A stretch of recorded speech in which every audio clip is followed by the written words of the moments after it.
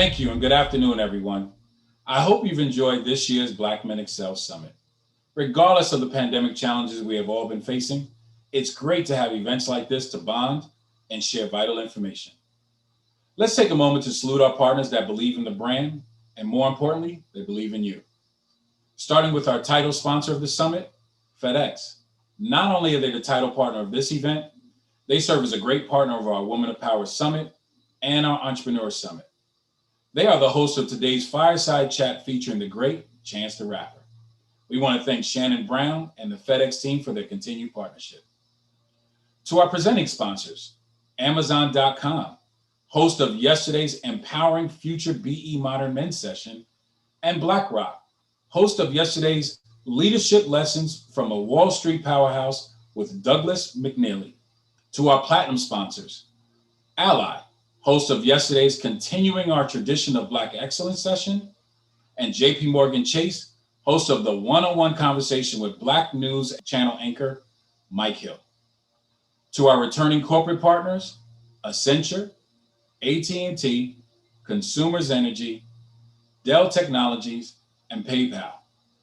Thanks to our new corporate partners, Apple and United Health Group. I wish everyone a safe and healthy remaining 2021. We look forward to seeing you in person at the 2022 Black Men Excel Summit at the Gaylord National Resort, October 12th through the 15th. Now let's get started with today's sessions. First, I'd like to kick it over to my good friend at FedEx, Shannon Brown. Shannon? Thank you, Kyle, my good friend, Butch Graves, and the Black Enterprise family.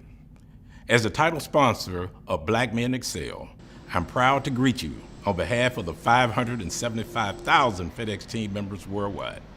As a Memphis-based company listed among Black Enterprise's best companies for diversity, FedEx is pleased to be a part of this success story.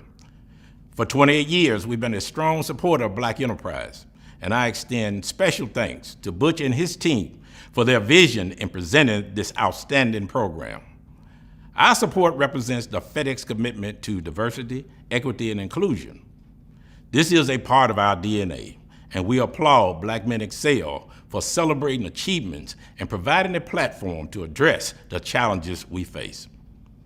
In each of our lives, excellence should be a goal, a call to action, and we have roles to play in opening doors, not only for ourselves, but for others. Once again, FedEx is delighted to serve as title sponsor. And let's take advantage of the great programs and networking opportunities of the 2021 Black Men Excel Summit. Now, let's get the program started. I'll turn it over to Senior Vice President and Executive Editor at Large at Black Enterprise, Alfred Edmond Jr. Thank you and enjoy the conference.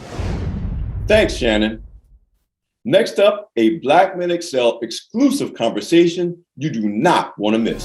Sorry, I was led to believe. Bunch of different stories that was never to be. No, you isn't ugly. Proclaimed Planet Earth's preeminent indie rap darling by Rolling Stone, Chancellor Bennett, better known as Chance the Rapper, has built a multifaceted career on his own terms, redefining what it means to be an independent artist.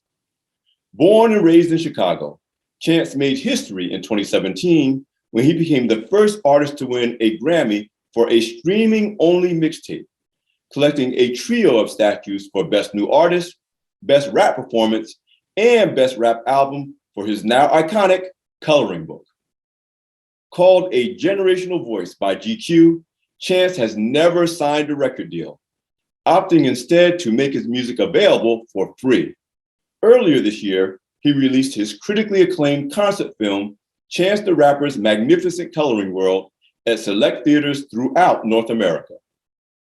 Called an outstanding role model by President Barack Obama, Chance's passion for music and family extends to his commitment to giving back. Now, Black Enterprise CEO Earl Butch Graves Jr. joins Chance for an exclusive Black Men Excel chat on location at the House of Kicks, Chance's music and film production studio.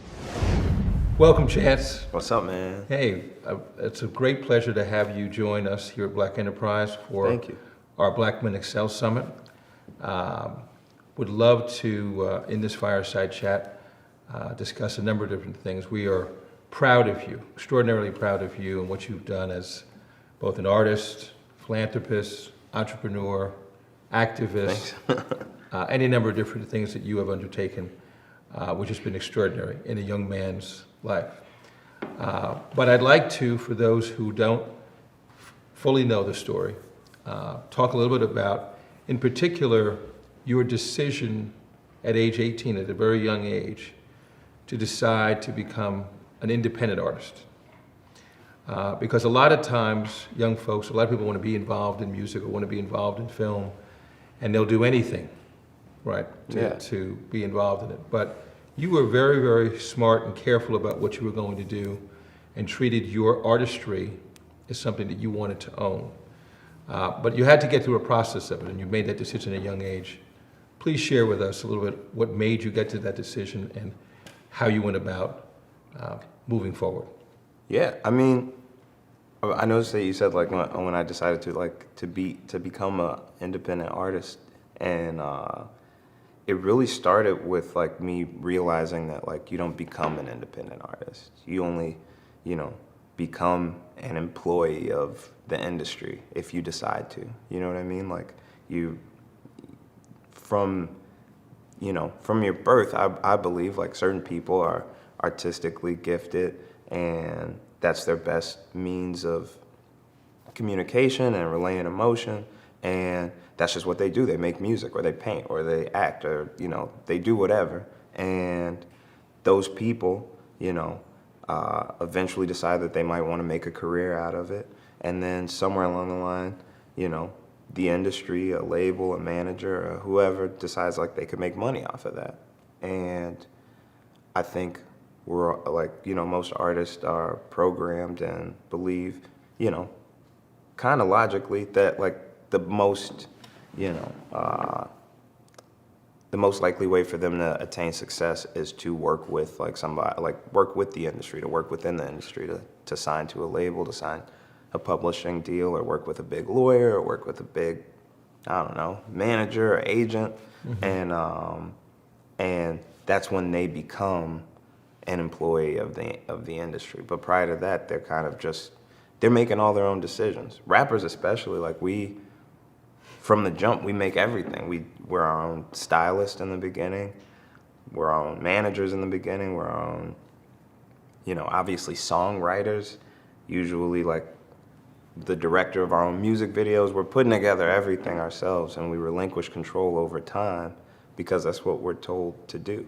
And I think for me, I was just lucky enough to be honestly just scared of that stuff. Like, I didn't know how it worked. I've seen enough movies. I've seen The Temptations and The Five Heartbeats and every other music biopic to know, don't trust these dudes. And I think I kind of just, being honest, I did, in the beginning, accept a lot of label meetings because that's kind of a part of the game that you play. You make a little bit of noise, or let's be honest, a lot of bit of noise, and you start getting calls from people that are connected and want you to fly out to New York or want you to come to their offices in LA, and you sit and you hear the spiel about how much they believe in you and want to invest in you, and most people in that position feel like they've reached that success, or at least that they're at the precipice of that thing. And lucky for me, I was, you know, one, advised by my parents, you know, my dad especially, not to sign shit while I'm out there. That's like just what they would say. Right. But like, you know, I was also just like, I had a sense of like a self-worth that was like, okay, I've heard rap songs where people say they're gonna sign for $1 million. Where's my million? You know, like, I don't know. And all that stuff, it's not like, it's honestly like, it's just, it really, I guess the short answer is, I was blessed. I was blessed to be apprehensive about it for long enough that eventually I realized that I didn't need it, you know, to be honest. Well, you were blessed. You had a family, Yeah. your mother and father, Right. and they played a role in that, no doubt. But what you probably learned along the way is your self-esteem and your self-worth is worth more than giving it up and signing yourself off to someone else. Right? Yes, all those things you saw in those bioepics on the Temptations and others gives you an indication, but it's not till you're really in it. And then what happens is someone will offer you a number, Yeah. right? And as they all say, they said, everybody has a number, right? It's just a matter of whether or not you're going to hit that number or not.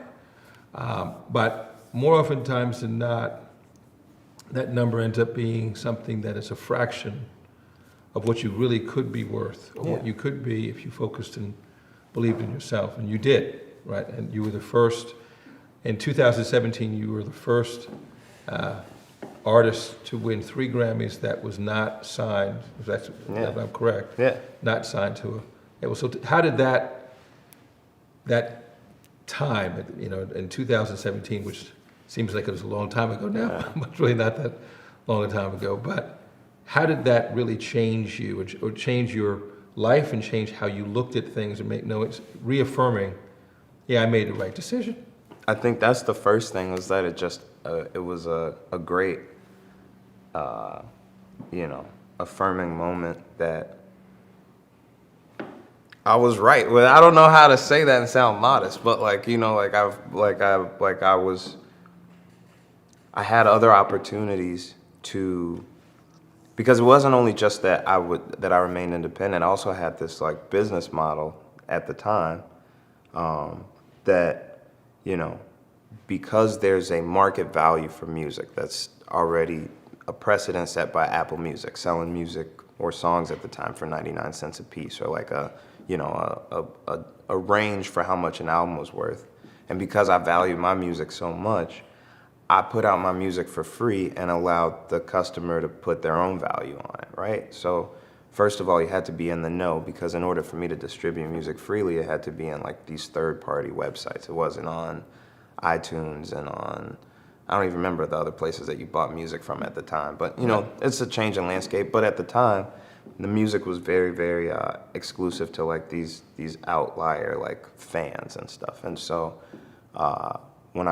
the project before Coloring Book, before the 2017 Grammy stuff, I had a project that was pretty popular in, you know, certain corners, right? And a lot of people in the industry heard about it, and they were like, well, you know, the only reason why it's not eligible for a Grammy is because it's not, there's no retail, there's no, you know, ISBN number or like SRC code to like quantify how much it's selling. And because of the Grammy rules, it can't be nominated for anything. So there's a loophole where if you just literally sell one copy, like, you know, put it out, you know, sell one copy, and then it'll be eligible, and we can get Acid Rap, that was the name of the project, nominated. And I was just, you know, I was a young, rebellious, like, probably like 19 or 20-year-old, and I'm like, fuck that, you know, da, da, da. And I didn't do it, and it felt good to stick to my guns and be like, no, you know, the rules had to change. The rules changed the year before I was nominated, and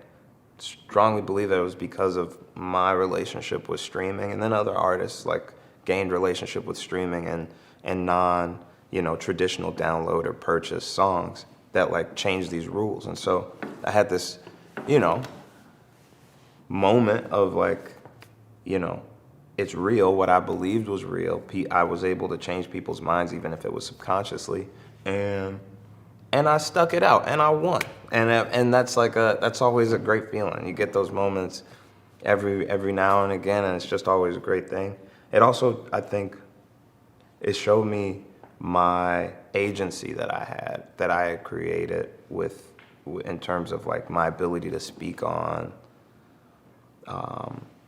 you know, bogus things that were happening in Chicago. Like right after the Grammys, I got a tweet from the governor of Illinois that was like, yo, congratulations, like I'd love to sit down and talk. And I was like, oh yeah, I'd love to sit down and talk about this budget gap in Chicago and why these teachers about to strike and la da da da da. And the thing went crazy and was trending everywhere. And I got an actual meeting with the governor, ended up making relationships with people at CPS, ended up being able to go into the schools and meet with different principals and just like started this whole road of agency is the best way to describe it. Like this voice that I had that I always had as like a poet or a rapper is a better way to describe it, but like a person that's writing stuff and speaking how I feel and, you know, and you put it on music and it's a little less like crazy than when you say it in an interview or something. But then, you know, you put it out there and people,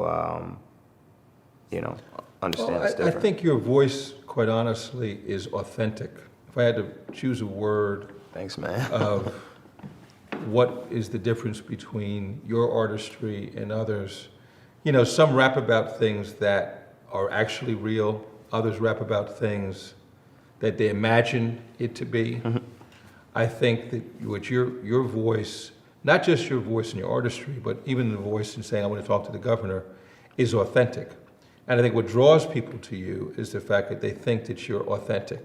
Right? You should never lose that, right? Because it's what separates you from others is that your word is your bond. My mother used to say that, you know. Word is bond, because you're from Brooklyn. That's it, right. Well, I'm from Brooklyn, but that is it, right? Whatever your word is, that's the greatest currency you have is your authenticity and your word. You've got that, right? Thank you. So that's the most valuable asset, I believe, that you have to trade. But you've parlayed that, obviously, to not only just in terms of your artistry, but into, I'm going to call it business partnerships, having a conversation with your father, but not business relationships, but business partnerships. Mm-hmm. You know, it then opened up opportunities for you. Now, how did you sift through, you know, again, you were still a very young man, still a young man, not that you're not a young man now, but to sift through to say, okay, how am I going to form these relationships with these, because now everyone from corporate America is coming at you, right? And they want to be part of you, right? But they're not doing it for free. They're not doing it for, you know, societal purposes. They're doing it because it's going to be a benefit to them. How do you pick and choose who you work with and who you don't work with?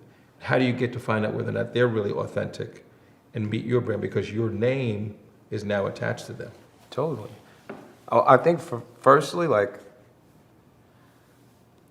number one, like the product is always my first like thought process because it's, you know, there's obviously like the marketing campaign that goes behind it. There's the relationship and whatever the company represents in terms of what they believe, and if that's not aligned with me, that doesn't work either. But at the end of the day, like if I'm advertising some Doritos or some Kit Kat bars or something that's like, it's got to be something that I, you know, actually consume and like don't hate, you know, out the gate. So like, believe it or not, like it's not always about the bag. It's not always about like if they got the best ad agency giving the best offer or whatever it is. It's like at the end of the day, like if I don't like something or I don't like someone, it's like it's hard for that to work out. And then after that, obviously, yeah, it's like about what that partnership is going to look like, entail, like what is the marketing campaign that they want to put together? Is it like favorable to me? Is it something that's going to help build my brand? Is it something that's going to, you know, obviously positively affect all of the, you know, initiatives and programming that I have going on in Chicago? Like every deal basically has something for social works in it, like has to. And yeah, at the end of the day, I guess the third thing is the bag. Like they gotta have the money, because it's like you were saying earlier, everybody's going to give you money and usually it's a fraction of what they're going to earn. But in the case of advertising and marketing, to me, I believe it's all kind of like in the ether, right? It's like if I do a commercial with Foot Locker, and Foot Locker pays me however much money, a whole bunch of money, and then the next quarter everything goes up, I can't say 100% sure that I'm the reason why, but I already got paid. You know what I mean? It's kind of like, it's different than if I actually perform a service for somebody and, I do a show and there's a guaranteed ticket amount that's going to be like, I need to have a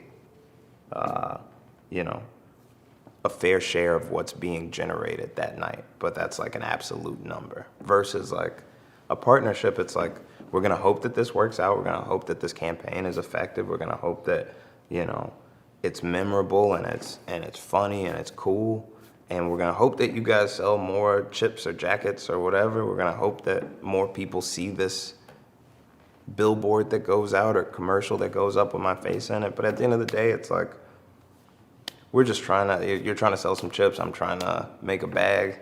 Let's make a bag of chips. I'm sorry. Well, no, I do think, but there is something to be said for, I advise folks who are in a position where they can be paid by corporate America to think in terms of ownership and stock, and not just, am I going to get the check or get cash. the bag, Yeah. right? So they can, put it this, they had this famous quote they said back in the day, and they're like, man, I can't believe how much money, they're paying Shaq. Do you know they're going to pay Shaq? Oh, yeah, Shaq. $40 million a year to play basketball, what have you? And they said, listen, I can't believe how rich Shaq is. And then one of the other people said, well, Shaq is rich, but the man who pays Shaq is wealthy. Oh yeah, I've heard that quote. So you need to focus on wealth. That's what Black Enterprise, our whole tagline is wealth for life, right? And so wealth is built up out of equity. Wealth is not built out by a check. So someone can give you a check and say, Chance, I want you to sponsor my hats. And I think I'm going to sell more of these hats, but I'm going to give you a big check. And it may look attractive on surface, but rather they should say, you know what I'm going to do? I want a check, I want it up front, but I want also to have, give me 200,000 shares of your stock that I can own, that are mine, and I'll decide when I want to sell them. Because if you help that company to sell more and their stock goes up, the value of your 200,000 shares, which is that you own, you can decide when is the time to sell it. Yeah. Right? My mother used to have I was telling your father before, my mother had a saying to me, said, Butch, trust in God, all others pay cash, right? She trusted nothing that anybody ever said. She said that ultimately it will come out in the wash. But you've done an extraordinary job, really, of being able to choose the right, you're as much choosing who you work with, as they are choosing you, right? Totally. And it's part of the brand. You can't have something that doesn't represent who you are. Yeah. There's a lot of like partnerships that happen in terms of, just the industry and the forward-facing celebrity, right? That's just like the classic way to put out product is you have a TV show, you need a star. You have a commercial, you need a face or a voice that's recognizable. And that's, kind of the bridge that gets made to the audience is through the familiar face. And so that's what, that's the responsibility that you hold in somebody that's being in a commercial that's telling people that they should buy this kind of car, or this kind of insurance, or this, whatever it is that you're telling the people to invest in. There's sort of like this, I don't even know how to describe it, but there's a feeling that you need to represent whatever the product is for that time. But I think in the idea of the celebrity's mind, it's always like this is a short-lived relationship, unless they fully just believe that thing is gonna last forever. And it's the same thing usually on the side of the company that's hiring, right? Like they want to represent this artist or have the artist represent them in this, moment, in this 30-second ad or this marketing campaign that's gonna go live. But if that person does something bad down the line, they don't want them to still be represented. If the person, whatever happens. And I think that in certain cases, like Shaq, for example, Shaq did like a deal with like this IP company that basically managed the estates of different deceased celebrities, like what's that lady's name? From the Marilyn Monroe, Right. Elvis Presley. All these different people's estates were managed by this company that acts to buy the likeness of Shaq. So for Shaq-a-Roni, for Shaq shoes, for Shaq insurance, for everything. And Shaq sold them his likeness. But then what he did, like you were just saying, was he took the money that he got from them and bought shares of the company in its infancy. And now he's the owner of the company. He's the largest shareholder. And so he owns his IP, Marilyn Monroe, Elvis Presley, a ton of other white, celebrities whose name and likeness generates however many millions or billions a year. And it was because he liked the idea. And so any company that partners with anybody that's a forward-facing celebrity, they're investing in that person for that moment. But there's no lifetime deals. There's almost never a thing where you're gonna, it's gonna reciprocate royalties to you for years and years to come. Right. And if you do accept the money in shares, then sometimes you're betting on a company that you might not even be invested in as a celebrity. Sure. So I think like what you're saying about it being about you choosing each other is so important, because you got to have that belief that that company is going to, continue to grow and become something that you could become a large stakeholder in. And they also have to even want to offer you something that is, an actual tangible, like meaningful amount of, stock or whatever. Understood. Tell us about the origins of three. The three. The three that's on your hat. That has been where you're so well known for. Yeah. People can just see the hat of the three and they know that That is that's me. Chance, I own the right? number 3. It's pretty cool.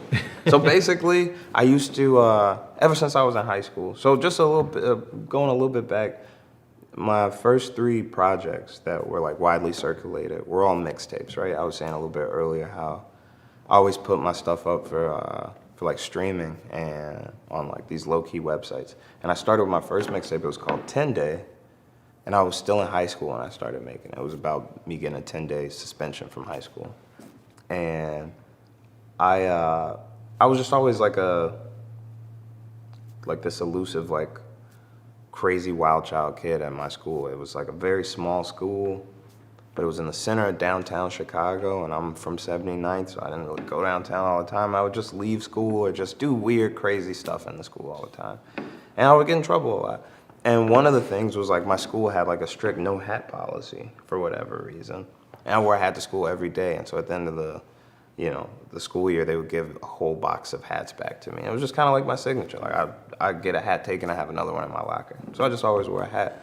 And I usually always wore a Sox cap. So when I made my first album cover, it was a painting of me with my head up like this, and I got a hat on that you can't see the cover of. And when I made my third mixtape, I wanted to revisit that, that same me, looking down, just a different, but the same painter, same style, same, just a color alteration and stuff, just to keep it in line with this aesthetic. And I wore what I always wore, which was a Sox cap. And I had been, photographed and put on TV a million times with this Sox hat on. And in every case, I had to get licensed. Not the rights, but get it licensed by the White Sox, who I had grown like a relationship with. I was cool with them. I ended up throwing like a festival at their stadium. I redesigned hats for them that we sold at the park and in stores. And I just had a great relationship with the Sox. But at a certain point, something was going on where we couldn't like see eye to eye on some deal. And it got tight, like they started slowing up on stuff. And I just basically realized that this was an opportunity for me to create my own thing, The hat didn't have to exist in real life. I already taken a photo that my homie that paints all my cover art does of me holding my daughter. I'm wearing the hat, the Sox hat. And he sent it to me, and I was like, take the socks off the joint and put a 3 on it. It was my third mixtape. He was like, what do you want the 3 to look like? And I drew it, and I put like a little like slant on the 3 so I could kind of trademark it and stuff. And I was like, when I made it, I was like, I'm gonna make these into hats. I'm gonna sell my own hats. I'm the hat kid, like, I'm gonna sell hats. And it ended up being a much bigger and cooler and just larger undertaking than I expected. It represented to people more than what I initially set it out to be, which for me was really just about rebelling from having to give anyone else like rights or monies or anything off of something that I was wearing on my head. But it became about my third mixtape. It became about the Holy Trinity because I got, really strong in my faith at that time, and I feel like it was about I was about to have my child, so it was about this 3-pronged family thing. And, over time it started meaning, because I got more involved in, the stuff that was going on with the schools and social works got bigger, it started meaning certain things to certain people in different ways, and it just took on its own life. But it's just a cool thing because it's something that I made that, like you said, is recognizable to me, even without me being there, yeah. It's your signature. It's great. Want to pivot a little bit to talk about your philanthropic work, because, again, I think it's just what makes you authentic and makes you unique. It's not just, I want to do well to make money and spend money and, floss to people how well I'm doing and what have you. That's not really you have been genuinely focused on wanting to give back, and especially give back to your community here in Chicago, and have done some really extraordinary things in your philanthropic work. Thanks, man. With a focus on being, as we are with Black Enterprise, unapologetically focused on what's good for Black people.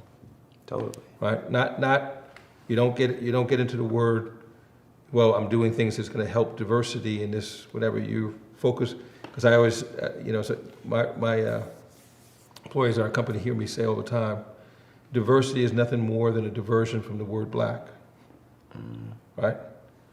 Don't focus on, I'm not interested in diversity. I'm interested in black. Tell me what's black about what you're doing, right? And I don't mean you, but I'm saying this is how we talk about it. But you have been absolutely, positively focused on it. You're hiring black firms, hiring black people. You've got a staff of black folks. You surround yourself with quality people who happen to be black, but you're focused against that. And you're also focused on knowing that this city has had its challenges, right? The city of Chicago has had its challenges. And would love to hear more about and for you to share what you see as your responsibility and what you have done with that platform you have to change the dynamic of what philanthropic work means and what a young person can do to really change the lives of folks, especially the lives of black people. Totally. Well, I mean, firstly, like, I just got to say, like, my need to be involved with, all the aspects of, like, advancing and, accelerating the equity that black folks need and deserve comes a lot from, like, the responsibility that I feel from just my lineage and people that I've been exposed to. So obviously, my dad was an organizer, worked in politics for many years, but with a lot of grassroots organizations. And my grandmother, volunteered all her kids for Harold Washington's campaign. My great-grandmother marched with King. I also just, like, people in my life. Also, like, I always gotta bring up Brother Mike.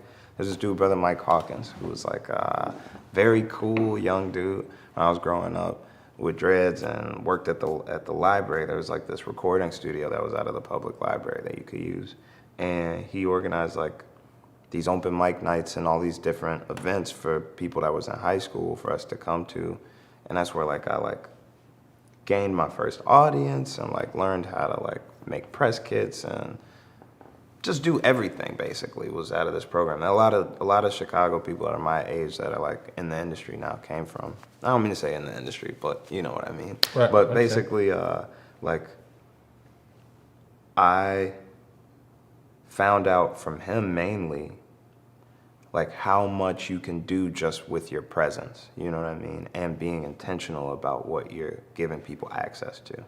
And so, you know, everything that I try and do now, like, you know, it's always important to raise money, you know, it's always important to spend money, to give money, but also like time is just so important. So the newest effort that I'm most excited about is we started this Books and Breakfast. It was really me and one of my friends who's I was telling you earlier,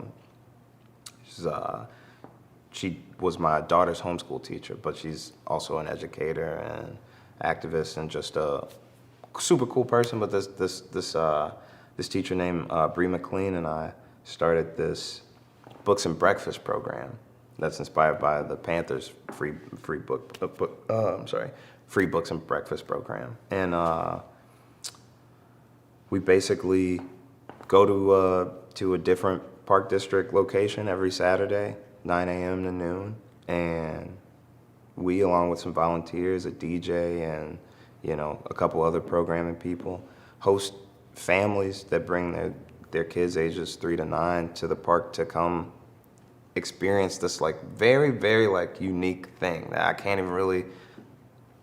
even explain it in a short way. It's just a really cool thing where basically parents show up, we do a free breakfast, we do like learning exercises and educational games where like kids get to do like this fun stuff and they get free books and other free materials. And then we do 2 story times where I read in a wicker chair to like usually around sometimes as many as like 30 kids. But people bring their families there, and it's young fathers and young mothers and grandmothers and aunts and uncles and their little ones. And we're giving them, you know, culturally responsive reading materials that are appropriate for their age or even accelerate it, and basically have them work through learning how to read in community. Then we offer a family portrait that's free and kind of just like, you know, my dad used to be the president of our block club. Like my block is very, very like I still know people. Shout out to Michi and Latiara too. But like I still know, you know, it's like a very familial block, right? And that's where the strength of a community comes from. Is my mama knows your mama, and I know your kids, and you know my kids, and it's called Ubuntu. Like it's like my pain is your pain. I feel you, like, and we're trying to. That's like my most like significant, I guess, job right now is like to like rebuild community in Chicago and make sure everybody feels like we're raising each other's kids, because then like at least somebody can be responsible. Yeah, no doubt. Through your philanthropic efforts, you've also now got many of the folks who you have partnerships with in corporate America to be supportive, financially supportive.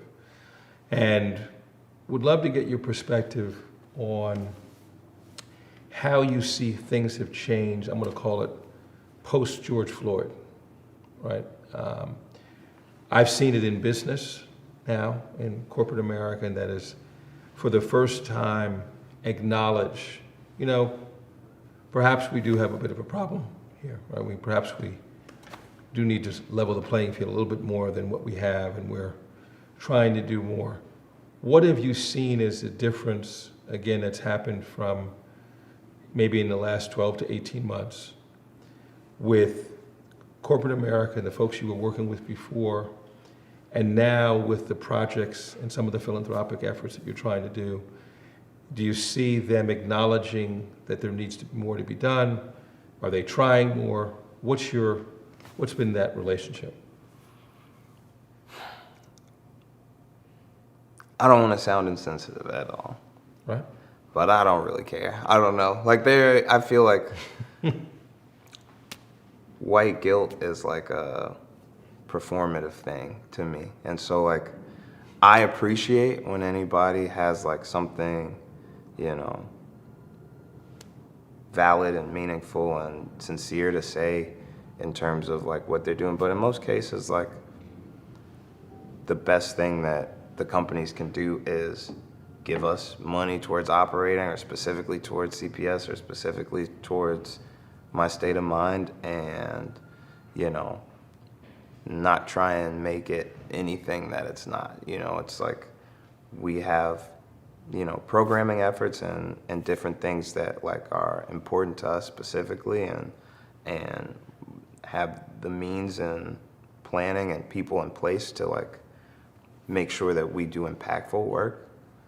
But it's like, you know, usually the conversations with, you know, whoever's their CFO or whoever's like the person, it's a lot of times it's a formality, you know what I mean? Like everyone has to, you know, and that's not to say that there's nobody that's not like sincere, that's, you know, that we talk to, but, you know, whenever I think about it as a post George Floyd thing, or somebody that's like, well, now I see what you're talking about. I'm like, fuck you. Like, what? Like, it's been like 400 years at least. You know what I mean? Like, so it's like, I think it is obviously, what you're saying though is true. There's definitely way more people that are like, you know, will try and be more PC, but then on the other side, like there's people that are like way, like, because the facts are more evident, are pushing against it even harder. And so I feel like the work that we do,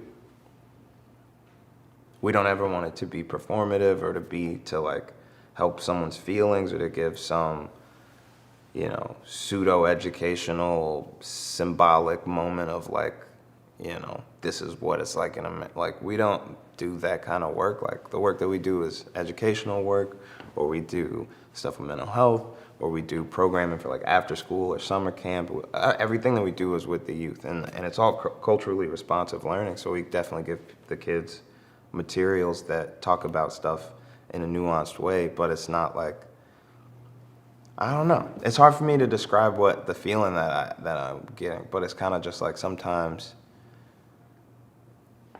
it really doesn't matter what they say, whether they, you know,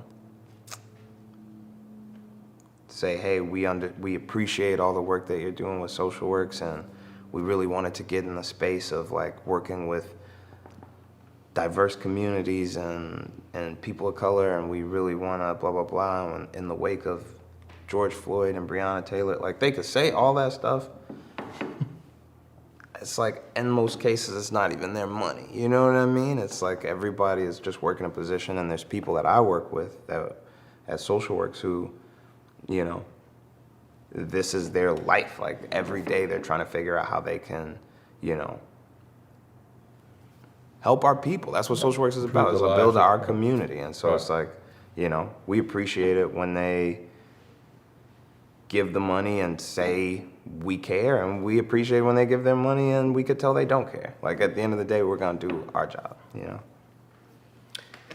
Let me switch to a last question. Again, what I think is wonderful and is unique is that family is very, very important to you. And your faith is important to you. But not only are you married, but you're a father of 2 young girls. And would love to know how that experience of becoming a father, raising 2 young girls now, how that has changed perhaps your perspective from the, let's say, the 17-year-old Chance to now who is the 28-year-old Chance, who's married with 2 kids, having their 2 daughters and looking at the world through their eyes. How has that changed how you go about, you know, picking and choosing what you're involved in and what you're not involved in, and what's important to them, and finding the time to be the father that you had, right? You had, your father was very involved in your life, what have you. Yeah. And that importance of family and your success. I think when you have kids and you're young, I was 21 when I found out I was having Kinsley. We were having Kinsley. And when you're young and you have, like you said, like the kind of family that I grew up in, when you're me is, I guess, the best way to say it. I went through like sort of like an ego death kind of thing. Like I kind of just like realized how that I was less important than I thought I was, you know. I was raised to always like take care of my family, you know, and look out for others and treat others as you want to be treated and stuff, but the world really just raised me to be like, you know, I was very wild when I first got out of high school. I didn't go to college, and I just kind of like chilled for about a year and a half, and a lot of crazy stuff happened during that time. And I basically in that year and a half, I ended up going on tour with Donald Glover and Eminem and putting out another project, and, you know, just doing all this big stuff, and basically got thrust into stardom. And, you know, it was basically like a child star a little bit, you know what I mean? Like I had my first legal drink in Canada when I was 19 as opposed to 21 when I'm here. And I've been drinking for years before that. But I'm just saying, like I was living this path that my parents couldn't come with me, and my brother couldn't come with me, and my friends couldn't come with me, and I just had to like, it's like, no, this is what I want to do. This is what I want to do. And you have a kid and you realize like there's so many different things that you have to kind of just step away from or grow into only for the protection of your kids and for your own sanity. And so I feel like having a kid is the biggest change that ever happened in my life, you know, and getting married was the next biggest one, and then having another kid was the next biggest one, and it was just like you know, it made everything else on my timeline of my life like kind of just like shrink to like one bullet point, and then everything else was like, you know, just more important than that. Yeah, man, I don't know how to answer that question. It changed my whole life is the best way to describe it. Well, you have a 3 in your hat, so that means you got room for a third. Hopefully. Yeah, so you can have a third kid, and then the 3 will attach to you having 3 children. Exactly. Well, Chance, I want to thank you on behalf of Black Enterprise and the Black Men Excel Summit. Thank you. For sitting to be a part of this fireside chat. You're an extraordinary young man who's done tremendous things as an entrepreneur, as an artist, as a philanthropist, as a family man, as an activist, community organizer, all of those things. But you're doing it in a successful way, and most importantly, you're doing it in a way that makes us all proud because you're doing it from an authentic point of view, and we're all very proud of you. So congratulations. Thank you, success. man. I appreciate it. Thanks for having me, man. Absolutely.